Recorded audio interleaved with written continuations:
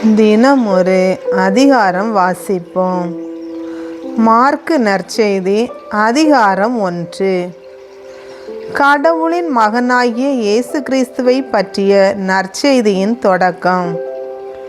இதோ என் தூதனை உமக்கு முன் அனுப்புகிறேன். அவர் உமக்கு வழியை ஆயத்தம் செய்வார்.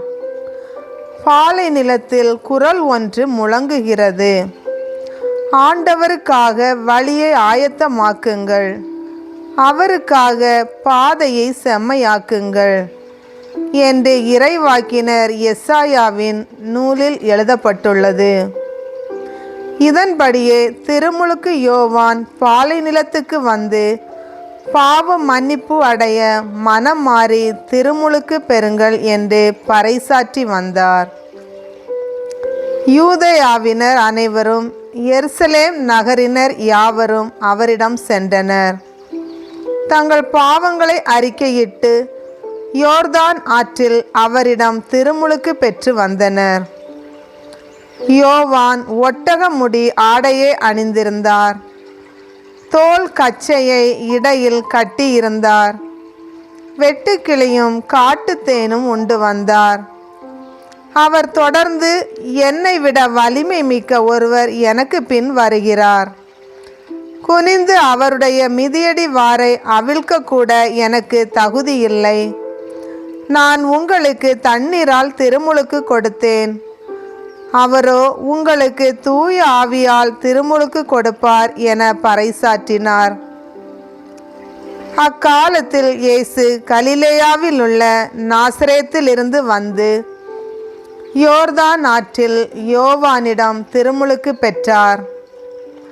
அவர் ஆற்றிலிருந்து கரையேறிய உடனே வானம் பிளவுபடுவதையும் தூய ஆவி புறாவை போல் தம்மீது இறங்கி வருவதையும் கண்டார். அப்பொழுது, என் அன்பார்ந்த மகன் நீயே, உன் பொருட்டு நான் பூரிப்படைகின்றேன் என்று வானத்திலிருந்து ஒரு குரல் ஒலித்தது. உடனே தூய ஆவியால் அவர் பாலை நிலத்துக்கு அனுப்பி வைக்கப்பட்டார். பாலை நிலத்தில் அவர் 40 நாள் இருந்தார். அப்போது சாத்தானால் சோதிக்கப்பட்டார். அங்கு காட்டு விலங்குகளிடையே இருந்தார். வானதூதர் அவருக்கு பணிவிடை செய்தனர். யோவான் கைது செய்யப்பட்ட பின் கடவுளின் நற்செய்தியை பறைசாற்றி கொண்டே இயேசு கலிலேயாவிற்கு வந்தார்.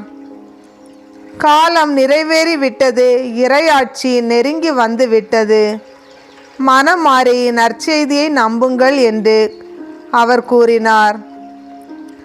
அவர் கலிலேய கடலோரமாய் சென்றபோது சீமோனையும் அவர் சகோதரரான அந்திரேயாவையும் கண்டார். மீனவர்களான அவர்கள் கடலில் வலை வீசி கொண்டிருந்தார்கள். இயேசு அவர்களை பார்த்து, என் பின்னே வாருங்கள், நான் உங்களை மனிதரை பிடிப்பவர் ஆக்குவேன் என்றார். உடனே அவர்கள் வலைகளை விட்டுவிட்டு அவரை பின்பற்றினார்கள். பின்னர் சற்று அப்பால் சென்றபோது செபதேயுவின் மகன் யாக்கோபையும் அவர் சகோதரரான யோவானையும் இயேசு கண்டார். அவர்கள் படகில் வலைகளை பழுது பார்த்து கொண்டிருந்தார்கள். உடனே இயேசு அவர்களையும் அழைத்தார். அவர்களும் தங்கள் தந்தை செபதேயுவை கூலி ஆள்களோடு படகில் விட்டுவிட்டு அவர் பின் சென்றார்கள். அவர்கள் கப்பர்நாகும் ஊரில் நுழைந்தார்கள். ஓய்வு நாள்களில் இயேசு தொழுகை கூடத்திற்கு சென்று கற்பித்து வந்தார். அவருடைய போதனையை குறித்து மக்கள் வியப்பில் ஆழ்ந்தார்கள். ஏனெனில் அவர் மறைநூல் அறிஞரை போலன்றி அதிகாரத்தோடு அவர்களுக்கு கற்பித்து வந்தார். அப்போது அவர்களுடைய தொழுகை கூடத்தில் தீய ஆவி பிடித்திருந்த ஒருவர் இருந்தார். அவரை பிடித்திருந்த ஆவி, நாசரேத்து இயேசுவே, உமக்கு இங்கு என்ன வேலை? எங்களை ஒழித்து விடவா வந்தீர்? நீர் யார் என எனக்கு தெரியும். நீர் கடவுளுக்கு அர்ப்பணமானவர் என்று கத்தியது. வாயை மூடு, இவரை விட்டு வெளியே போ என்று இயேசு அதனை அதட்டினார். அப்பொழுது அத்தீய ஆவி அம்மனிதருக்கு வலிப்பு உண்டாக்கி பெருங்கூச்சலிட்டு அவரை விட்டு வெளியேறிற்று. அவர்கள் அனைவரும் திகைப்புற்று, இது என்ன? இது அதிகாரம் கொண்ட புதிய போதனையாய் இருக்கிறதே. இவர் தீய ஆவிகளுக்கும் கட்டளையிடுகிறார், அவையும் இவருக்கு கீழ்ப்படுகின்றனவே என்று தங்களிடையே பேசிக்கொண்டனர். அவரை பற்றிய செய்தி உடனே கலிலேயாவின் சுற்றுப்புறமெங்கும் பரவியது. பின்பு அவர்கள் தொழுகை கூடத்தை விட்டு வெளியே வந்து யாக்கோபு, யோவானுடன் சீமோன், அந்திரேயா ஆகியோரின் வீட்டுக்குள் சென்றார்கள். சீமோனுடைய மாமியார் காய்ச்சலாய் கிடந்தார். உடனே அவர்கள் அதை பற்றி இயேசுவிடம் சொன்னார்கள். இயேசு அவர் அருகில் சென்று கையை பிடித்து அவரை தூக்கினார். காய்ச்சல் அவரை விட்டு நீங்கிற்று. அவர் அவர்களுக்கு பணிவிடை செய்தார். மாலை வேளையில் கதிரவன் மறையும் நேரத்தில் நோயாளர்கள், பேய் பிடித்தவர்கள் அனைவரையும் மக்கள் அவரிடம் கொண்டு வந்தார்கள். நகர் முழுவதும் வீட்டு வாயில் முன் கூடியிருந்தது. பல்வேறு பிணிகளால் வருந்திய பலரை அவர் குணப்படுத்தினார். பல பேய்களையும் ஓட்டினார். அந்த பேய்கள் அவரை அறிந்திருந்ததால் அவற்றை அவர் பேச விடவில்லை. இயேசு விடியற்காலை கருக்கலில் எழுந்து தனிமையான ஓர் இடத்திற்கு புறப்பட்டு சென்றார். அங்கே அவர் இறைவனிடம் வேண்டிக் கொண்டிருந்தார். சீமோனும் அவருடன் இருந்தவர்களும் அவரை தேடிச் சென்றார்கள். அவரை கண்டதும் எல்லாரும் உம்மை தேடிக் கொண்டிருக்கின்றார்கள் என்றார்கள்.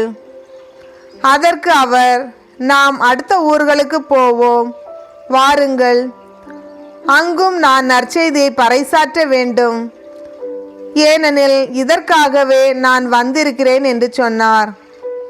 பின்பு அவர் கலிலேய நாடு முழுவதும் சென்று அவர்களுடைய தொழுகை கூடங்களில் நற்செய்தியை பறைசாற்றி பேய்களை ஓட்டி வந்தார். ஒரு நாள் தொழுநோயாளர் ஒருவர் இயேசுவிடம் வந்து, நீர் விரும்பினால் எனது நோயை நீக்க உம்மால் முடியும் என்று முழந்தாள் படியிட்டு வேண்டினார். இயேசு அவர் மீது பரிவு கொண்டு தமது கையை நீட்டி அவரை தொட்டு அவரிடம், நான் விரும்புகிறேன், உமது நோய் நீங்குக என்றார். உடனே தொழுநோய் அவரை விட்டு நீங்க அவர் நலமடைந்தார். பிறகு அவரிடம், இதை யாருக்கும் சொல்ல வேண்டாம், கவனமாயிரும். ஆனால் நீர் போய் உம்மை குருவிடம் காட்டி நோய் நீங்கியதற்காக மோசே கட்டளையிட்டுள்ள காணிக்கையை செலுத்தும். நீர் நலமடைந்துள்ளீர் என்பதற்கு அது சான்றாகும் என்று மிக கண்டிப்பாக கூறி உடனடியாக அவரை அனுப்பிவிட்டார். ஆனால் அவர் புறப்பட்டு சென்று இந்த செய்தியை எங்கும் அறிவித்து பரப்பி வந்தார். அதனால் இயேசு எந்த நகருக்குள்ளும் வெளிப்படையாய் செல்ல முடியவில்லை. வெளியே தனிமையான இடங்களில் தங்கி வந்தார். எனினும் மக்கள் எல்லா இடங்களிலும் இருந்தும் அவரிடம் வந்து கொண்டிருந்தார்கள். ஆண்டவரின் அருள்வாக்கு.